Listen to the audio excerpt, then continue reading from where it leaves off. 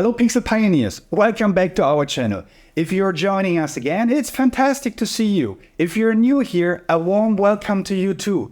Today, we're venturing further into the enchanting world of Stable Diffusion. In our first episode, we walked you through the installation of Stable Diffusion. The link can be found here. In our last episode, we guided you in creating your very first stunning images. If you missed it, don't worry, you can catch up by clicking on the link here. Among the portfolio of features that Stable Diffusion offers, there's one that stands out. It's called Outpainting. Imagine having a beautiful image, but wish it just had a little more around the edges. Outpainting is your magic wand to extend any image, creating a seamless continuation that is nothing short of magical. With just a few clicks, watch as the canvas expands, breathing life into the extended space, making the image not just bigger, but better, more captivating. The possibilities are endless. Whether you're a digital artist seeking to broaden your canvas, or you're a photographer looking to give a new dimension to your captures, Stable Diffusion's Outpainting feature is your gateway to unbounded creativity. And here on Pixel Pioneers, we're all about pushing the boundaries of digital exploration. So stay tuned as we delve deeper into this fascinating feature, unraveling the magic of Outpainting with Stable Diffusion. And before I forget, make sure to hit the subscribe button and ring the notification bell so you don't miss out on any pixel pioneering adventure. Keep exploring, keep innovating, and remember, every pixel tells a story. So let's start. We first have to generate an image. I want to have an image in a portrait mode. I want to see a futuristic cyber soldier. It should be a destroyed city somewhere in the background. I want to have a bit of explosions, a bit of fire, smoke. It should feel a bit like a darker environment. So overall, that there is a lot ongoing in the image. Let us start prompting. I also want to have a couple of negative prompts in. I don't want to see a weapon. I don't want to see a pistol. I don't want to feel it overly unrealistic or ugly. And I also don't want to have depth of field in the image. I try to keep it short and just focus on the things that I really don't want. Now that I have this in, we can just start with the next settings. We keep the sampling method at DPM keras. We're going at the moment with the sampling steps of 20. This is rather low. It's okay because we want to create more than one image that we can choose from, and therefore we keep the sampling steps a bit limited. Now that we talked about it, we want to have it in a portrait mode. Let's also make sure we change the resolution accordingly. We're going with the width of 576 and the height of 1024. And that's the similar ratio of 9:16. So for the CFG scale, and if you have seen my former tutorials, going to 1 means AI decides completely and ignores the majority of your prompts, while as higher you go, as more your prompts are being taken care of. I think in that specific case, since I really haven't used a lot of guidance, I will keep it very low. I really want to have the AI thinking about the whole scenery. I'm going with a fixed seed number. That always simplifies a bit the kind of work, so I know exactly when I start with one and I generate more than one image, it always goes with the second, third, fourth, fifth, and sixth, and so on and so forth. So now that I have changed everything, I think the only thing I need to change, like we said before, we want to have more suggestions. We're going with 6 suggestions in that specific case. So we have the prompts in, we have the negative prompts, we have decided on the sampling method, we're going with the sampling steps of 20 in this case, we have the width and the height that is following some sort of a portrait mode, we have the CFG scale rather low to have a bit more freedom for AI, and we have a fixed seed number that we will start with. I think we're ready to start generating our first set of images.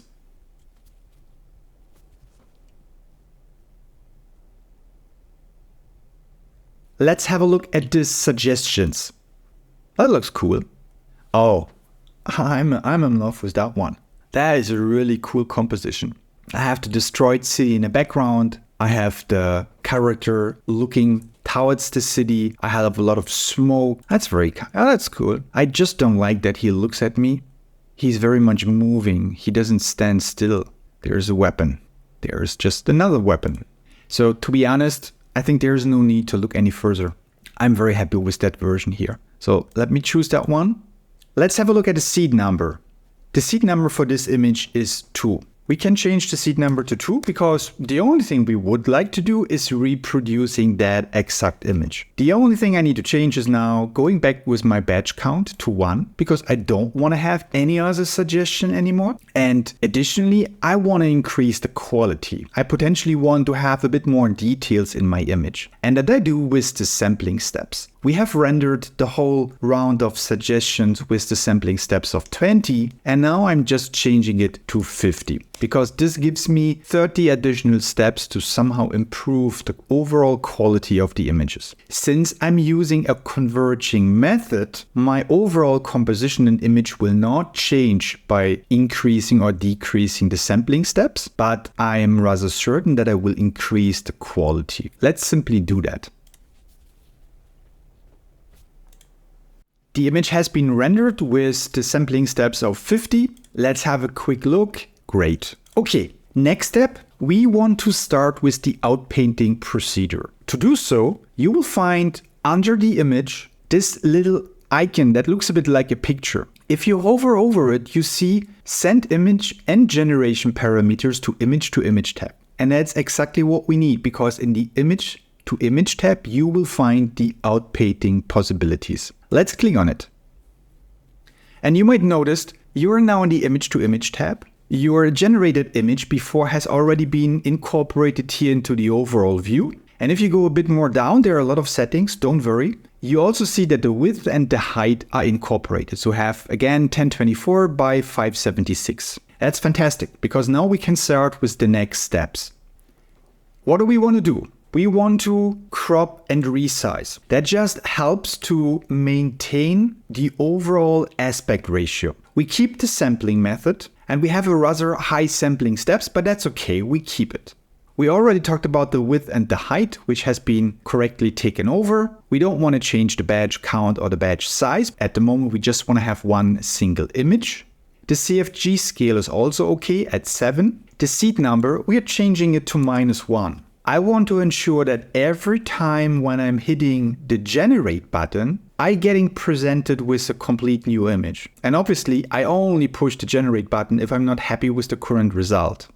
If I'm putting it at a fixed seed number, I can hit the generate button as often as I want. My image looks the same. And that's not very helpful if you want to change it, right? You have changed crop and resize, you kept the sampling method, you're at sampling steps 50, you have the correct width and the correct height, you have the CFG scale of 7. You changed the seed to -1, that means the AI decides on the specific version of the image. What you need to do now is you have to go to Script. A drop-down menu opens, and you have, when you just look at it a bit more closely, you will find 2 outpainting versions. You have the Outpainting MK2 and the Poor Man's Outpainting. I have to be very honest, and that might not be fair, but I checked both. Poor Man's Outpainting does a fantastic job. Let's click on that one. And you have now a couple of more options. You have pixels to expand. That actually means it would now expand 128 pixels to every side. How do I know that it would do it to every side? Because in the outpainting direction, I have at the moment activated left, right, up, and down. So that means my pixels to expand are 128 samples to all sides. The mask blur at 4 means 4 pixels are being blurred between the existing image and the parts that you will add to it. The mask content, we leave it at fill. If you hover over it, because that means simply it will fill your new part of the image with the overall average colors within your image. We leave it there. Have a look at your image. At the moment, you have the character visible almost entirely, but you missed the bottom. So before we start to extend the image everywhere, let's focus for a moment just on the bottom. We deactivate left, right, and up. Just down is activated. Just hitting generate. So I have now 128 pixels more on the bottom, and I finally see the entire character. But I have to say, I don't like the way it looks. I don't like this fire feeling here and the dark spots. I will just hit generate again. Nope. That looks already better. but let's try it just once more. Yeah, that's cool. You have the stones here, you have something that covers a bit the food. That's fine. So that's a cool image.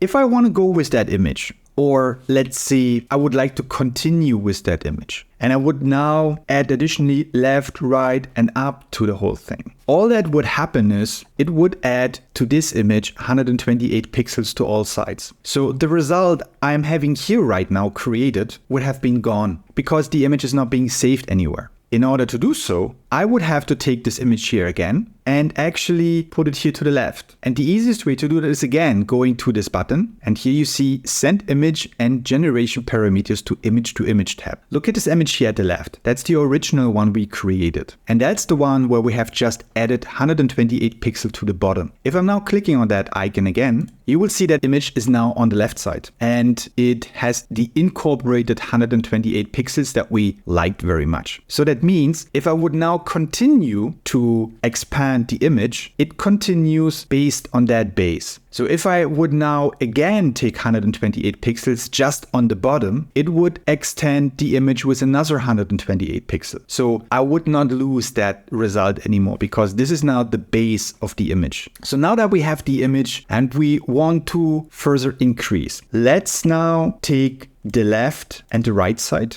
because to be honest, I don't want to further increase at the top or at the bottom. I'm fine with the current composition. All I want is now extending my image on the left and on the right side. I also have to be very honest with you. It is very much recommended to only start outpainting with one of those four sides. And that makes absolutely sense. If you now just start on the left side and you're not happy with the left side, you can simply repeat this step until you're happy with the result. And then you can do the same for the right side, and then you could do the same for the upper and for the bottom side. If you would do all sides at the same time and you're not happy with the result, actually you're happy with the result on the right side but not on the left side, you would have a problem, because at the moment you have to regenerate for the left side again, you would lose the right side as well. So therefore it makes sense to start with one side only. Just for the simplifications, I'm going now with left and right at the same time. If I hit generate, I'm extending with another 128 pixels on the left and on the right side. Let's do that. You see now it starts on the left side. Now it goes over to the right side. And here's our image. This is the image on the left side with the additional 128 pixels. And here we have now our image that we have expanded on the left and on the right side with each 128 pixels. And that's the overall result. In theory, I could just now hit the generate button again to create an additional version. But to be very honest, I like the result. There's not much work for me in that case. Now, I still want to continue to add to the left and to the right side. You remember what I said before? If I would now just hit the generate button, I would simply create a new version of the current aspect ratio, because this image is not being stored anywhere. Everything I would do with this generate button is adapting the image on the left. That means the next step for me is again pushing that button and have a look at the left side. I have just added my image to the left side and have this now as a base for further adaptations. And again, we're going on the left and on the right side with just another version. Hit generate. Okay, let's have a look at the image. It's very interesting. I'm just not super happy with the way it stops here on the right side. This is now a perfect example. On the left side, I'm very happy with the result. On the right side, I'm not. No, it doesn't make any sense anymore. Look, I have my burning skyscraper that suddenly stops and I can just see behind and see other buildings. That doesn't make any sense. What can we do here? Since we haven't stored the image yet, we have still this version here available. Let's go down, and the left side we're perfectly fine with. Hit generate again. We have now deactivated the right side, and you will see that only the left side is now being updated. Yeah, let's generate it once more. I would like to see a bit of a building here. Let's do it once more. That's okay. That's okay. I have the building here, a bit of smoke and fire. Okay, that makes sense. Pile of concrete here is also fine. We're okay with the image. What do? You guys have remembered what we just discussed before? Exactly. Let's push this icon again. And now I'm bringing this image here over to the left side and use it as a base for further adaptations. Fantastic. For the moment, we don't want to change the left side. We're now just focusing on the right. And we're generating the right side. since the whole AI is now just focusing on the left side, I'm not having this awkward emptiness here anymore. It seems like a continuation of the skyscraper. Let's just do it once more. Yeah, that's cool. Look at this here. A lot of distraction. Okay, we're now storing this image and bringing it over to the left. And now we'll continue. Same principle as before. Left and right side, 128 pixels.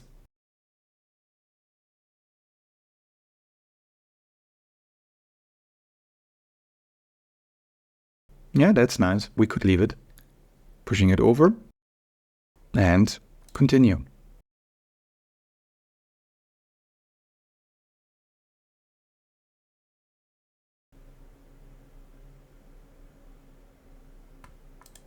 You see that doesn't fit perfectly here. You have a bit of a hard line and here as well. Let's do it once more.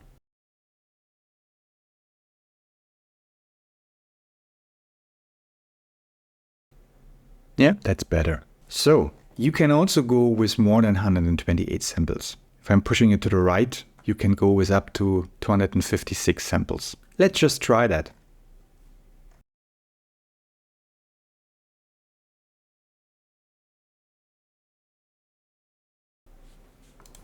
Yeah, that's a cool composition. Also very nice how he adds the details here. Let's store it, image changed, and let's just do it once more. So when going with a 16:9 now, you change the portrait mode into a 16:9 landscape mode. If you're just doing it too much, you have a bit on the left and on the right side, you can just crop this off later on. It's very interesting. The only thing I don't like that much is the way the left side of the picture ends. Instead of now going with that version, all we do is we only extend on the right side, hitting generating again. Yeah, that's very nice. So let's store it and do the same on the left side. Great. Have a look now. You have also buildings here on the left side. Oh, that's a cool composition now. This is your way of expanding an image. I think we have just showed how you can turn a portrait mode into a landscape mode. And yes, you're right. If you look a bit closer, you might have a couple of lines here that are not fitting perfectly together. But the good thing is you can solve this with Inpainting. So now we're focused on the Outpainting today. You have now an image that fits. So you whether go in Photoshop and you try to remove those little lines here, or you go into the Inpainting functionality and paint slightly in those areas here to hope that those lines will be removed inside Stable Diffusion. Let's store the image. Now you have this image also available here. And the next option you have is going to the Inpainting. We're not going very much detailed in the Inpainting today, but I at least want to have a very clean image with you together. Instead of taking this one here, you are now sending it together with the generation parameters to the image-to-image Inpainting tab. Let's do that.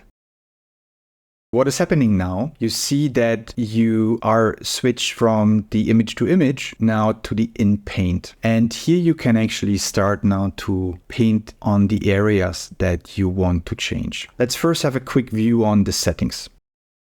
Instead of the whole picture, let's go with only mask, just for the beginning to see what it brings.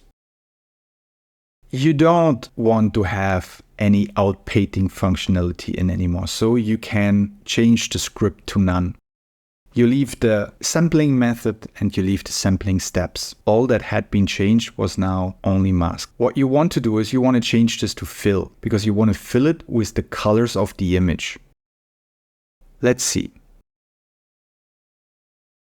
We have also a bit of a line here, and we have a very small line here. So is there anything that we still need to do? We're good to go. Have a look at the image. Here we are, ladies and gentlemen. It's completely gone on that side. I still have a very little bit on that side here. Let's do that once more. So let's have a look. That looks perfect. Here, still a bit of a line. We can solve that. Same principle. we're happy with the left side, but not with the right side. But if you would now continue to paint, you would lose the results you have on the left side. You store the image and you see that it has been changed now. The image looks now similar on the left side, and on the right side you have those changes here. So we're now starting to paint a bit more in that area. Let's see what it brings. Great, problem solved. Look at this, how much detail.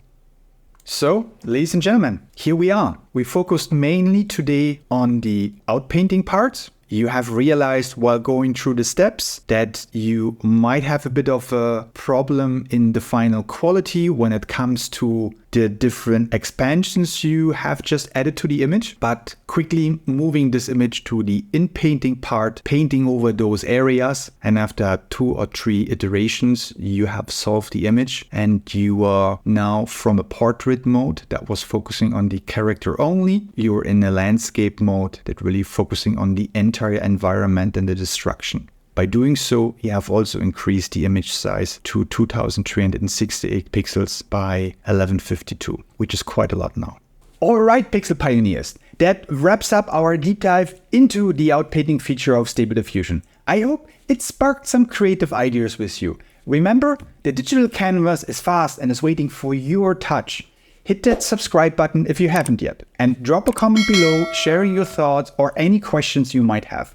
Thanks for joining us on this exploration, and stay tuned for more pioneering adventures here at Pixel Pioneers.